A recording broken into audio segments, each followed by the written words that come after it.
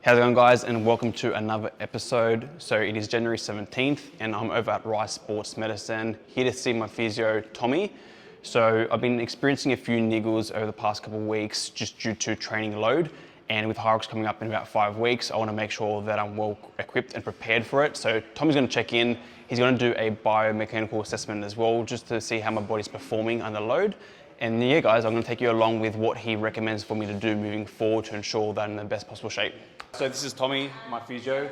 So he's going to be the one that's going to be treating me over the next year with my Hyrox events and marathons coming up. So Tommy, as he said, he's going to do a biomechanical assessment with me. He's going to be going through some basic movements and just seeing how my body performs for today. So we're going to run through it. Perfect. All right, guys. So in essence, the biomechanical assessment is going to take into consideration everything that's happening from, his shoulders down to, or even his head down to his feet. Most of that will come from actually picking up movements as he's performing them. So just a general gait assessment, a squat, a deadlift, any sort of movement like that. Okay, and then the other stuff will be more objective measures where we're seeing if we can pick up any sort of clinical significance, such as limb length, like a limb length discrepancy, one leg longer than the other. We can start to decipher whether or not that's coming from a kind of structural difference. So is it actually a bony length? Is it a functional difference because, certain muscles are particularly overused? What we need to make clear though, before we continue with this assessment, is that basically we're not looking for any sort of red flags. Just because we might pick up a discrepancy in Sal's biomechanical assessment doesn't mean he's at risk of further injury or whatnot. Someone at his level, and most of the levels that we'll see, especially in clinic, is going to be more about efficiency, not necessarily correcting a movement. At the end of the day, our bodies are stronger than we think, and these kinds of assessments just give us a better understanding of what we can work with rather than what we're working against. Somewhere at the moment, Sal's pretty good.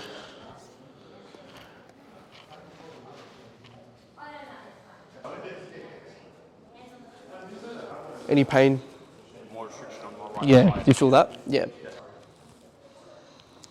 So roughly 60 degrees. So even though it feels tight to me and Sal, he actually falls within normal limits. That's why it's always important to measure this stuff. Any pain there? No. Hamstrings also feel good. He's within normal limits there. We don't even have to measure it. Good, and drop. And one more time.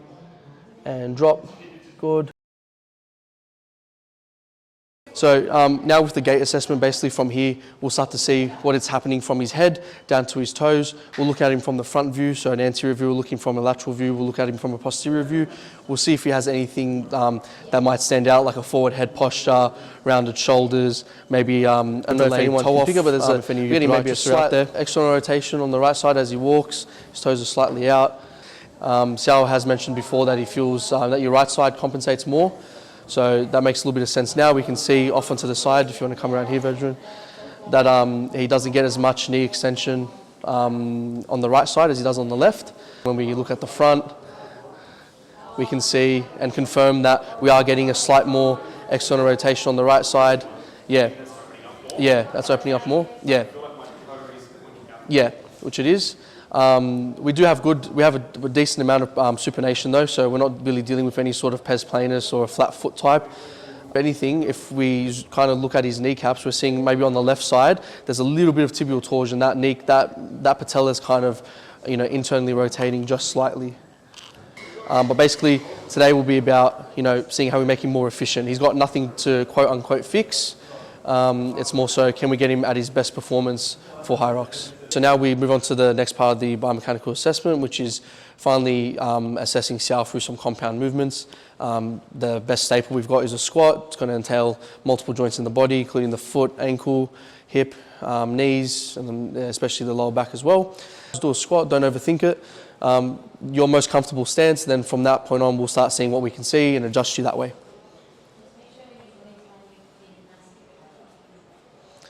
Good. Now what we can see here with Sal, honestly, his squat looks fantastic. We can see that most of his issues aren't going to come from a compound linear movement with an axial loading.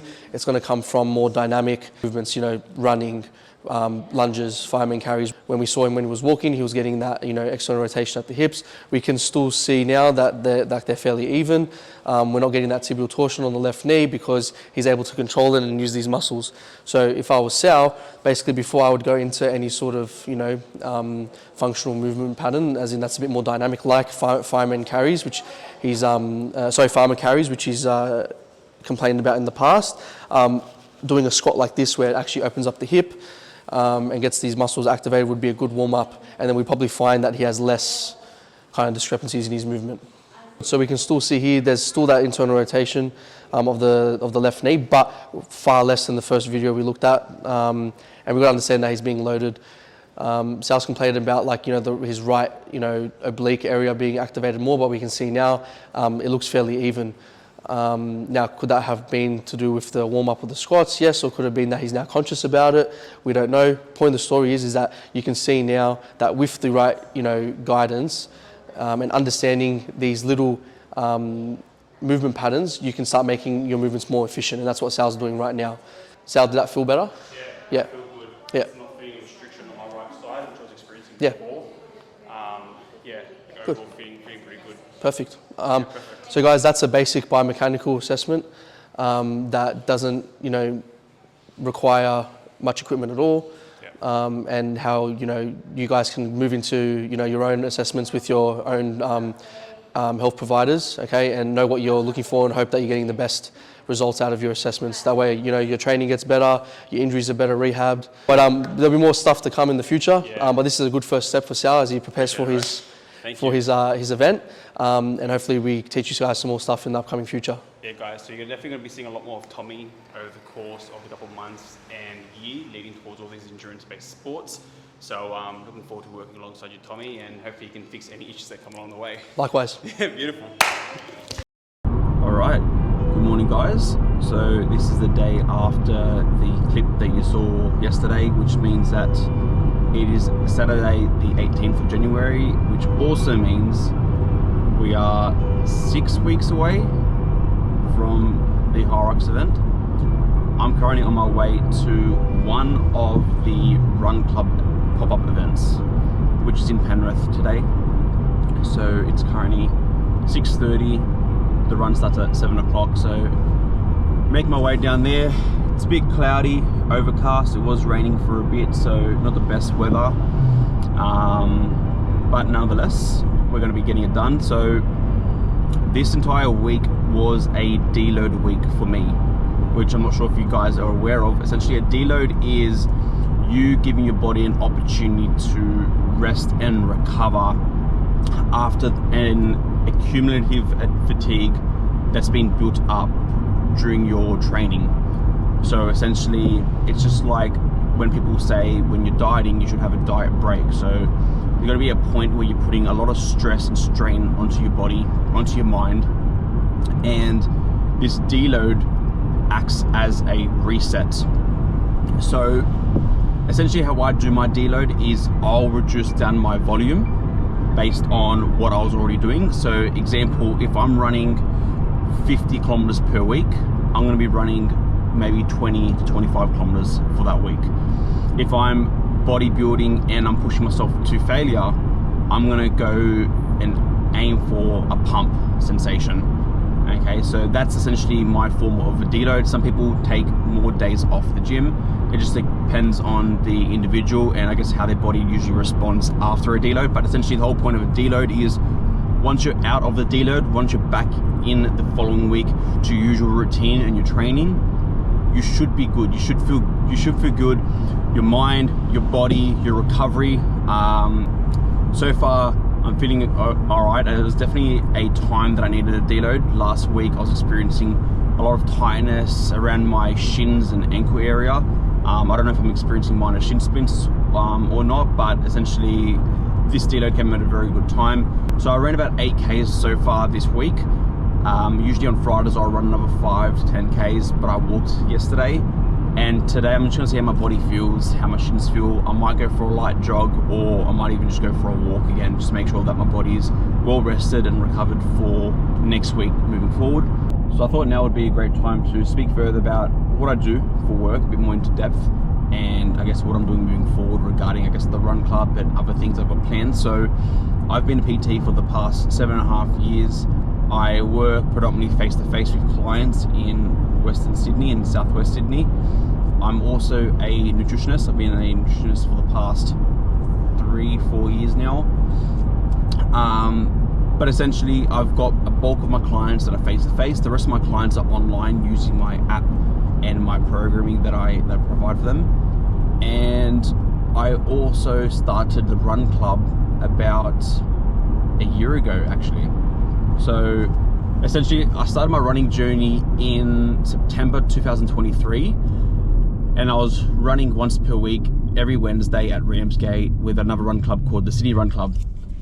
And I really enjoyed running, really enjoyed the community, and I enjoyed actually driving out there once a week because that was my half day off essentially. So I was going to the beach afterwards, hanging out with a few of the crew members over there. So it was a nice morning to clock off and I guess enjoy people's company and not worry about work. So I was doing that for a period of time, and then I was thinking, why don't I create something like this in my area, the Western Sydney, Southwest Sydney area, because there wasn't anything like this in the area that's fitness based for the community. And I told myself, once I say that I'm going to be doing this, then that means I need to commit to it. So last year I went overseas from January to February, and I told myself once I get back, there's no other travel plans, no other commitments, then I'm able to double down on this. So it was about mid-February when I started the run club, and the whole point yet again was just to bring the community together. There was nothing like this in the west and southwest of Sydney, and I wanted a place and space where people can connect,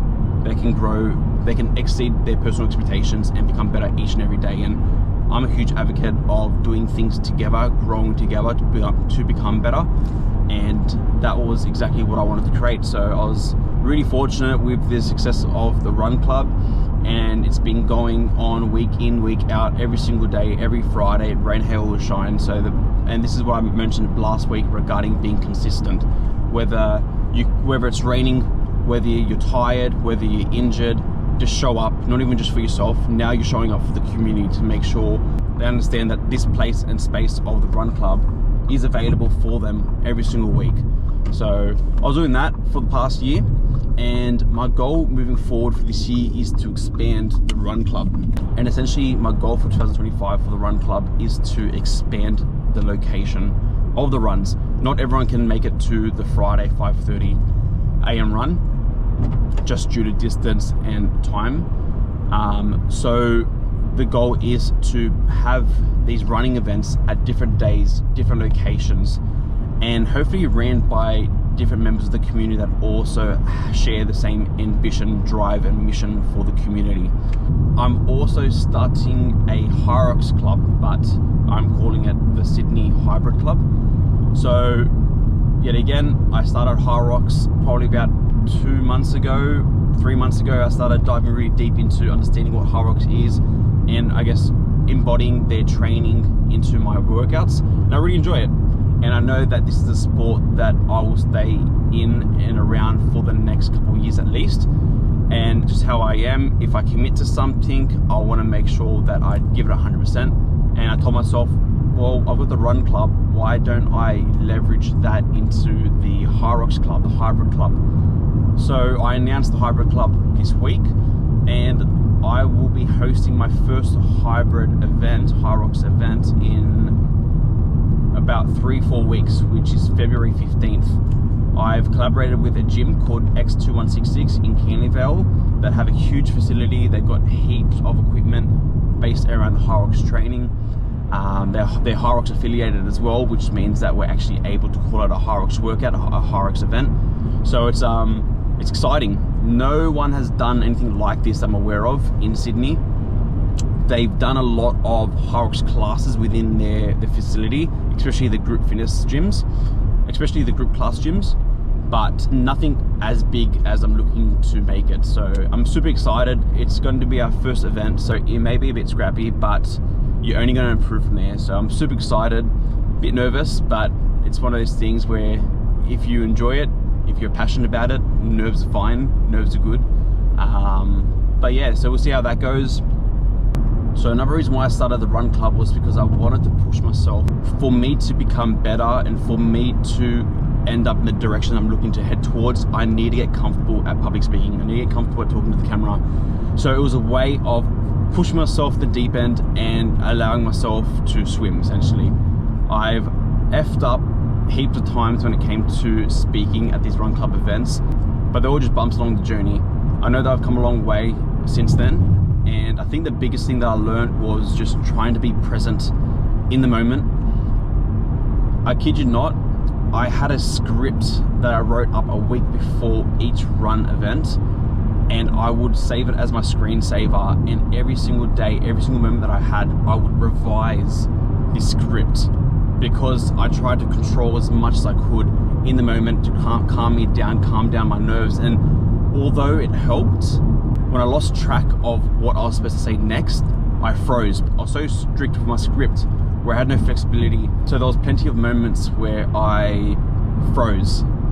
And I learned over time just to relax and just be present in the moment, soak in the environment, the energy around you, and that helped heaps. I'm still not perfect, but I'm definitely improving, getting better, which is the main thing. And at the end of the day, just like anything, repetition is key. But yeah, that's just a bit of a summary of what I do for work and a bit about the Run Club and the Sydney Hybrid Club. I'll probably be uploading a few clips coming up soon of the pop-up event that I'm arriving at right now. And yeah, thanks for sticking around. I'll speak to you soon.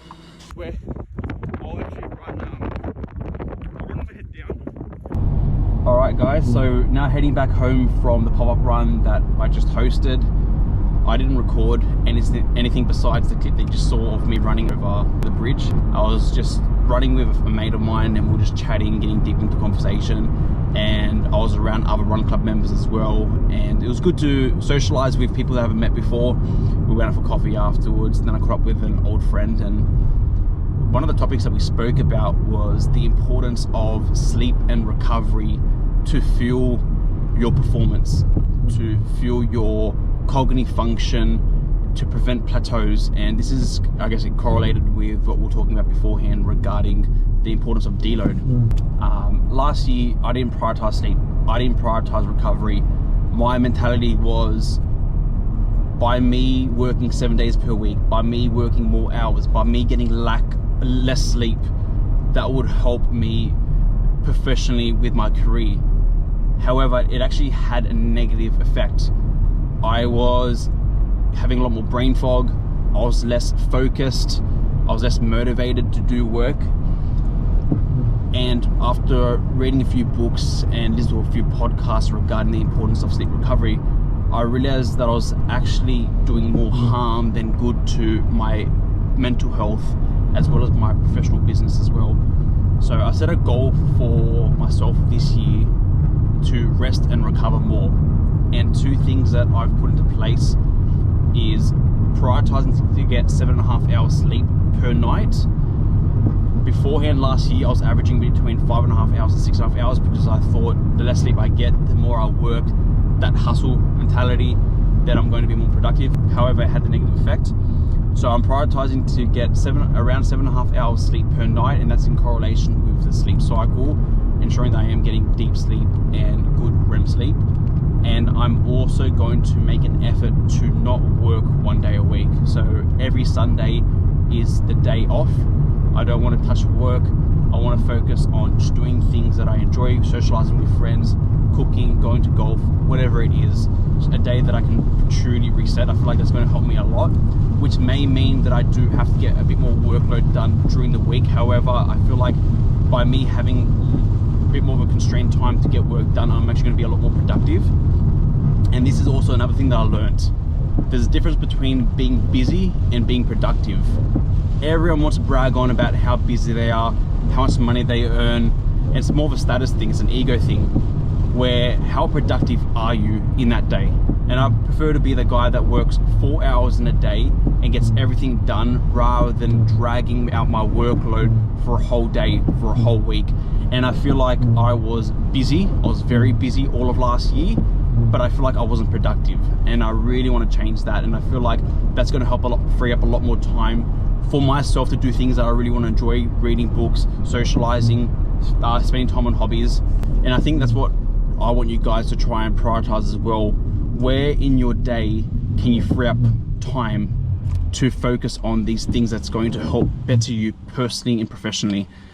And that could be you reading a book, listening to a podcast, going to the gym, spending an hour a day prepping food. Because if you set yourself up for a good day, for a good week, then you're going to feel better, you're going to think better, and that's going to help you achieve whatever your goals are going to be. The importance of planning and preparing yourself is so important. You can't always just wing it.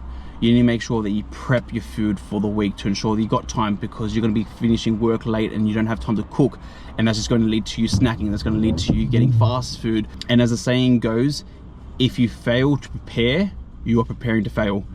So having a structure, having a routine, setting time aside per week to ensure that you are ticking your goals is really, really important for you personally and professionally. So I'm not gonna get further into that because I feel like I'm gonna dawdle and drag things on, but essentially prioritize sleep, prioritize recovery. It's important, it's vital.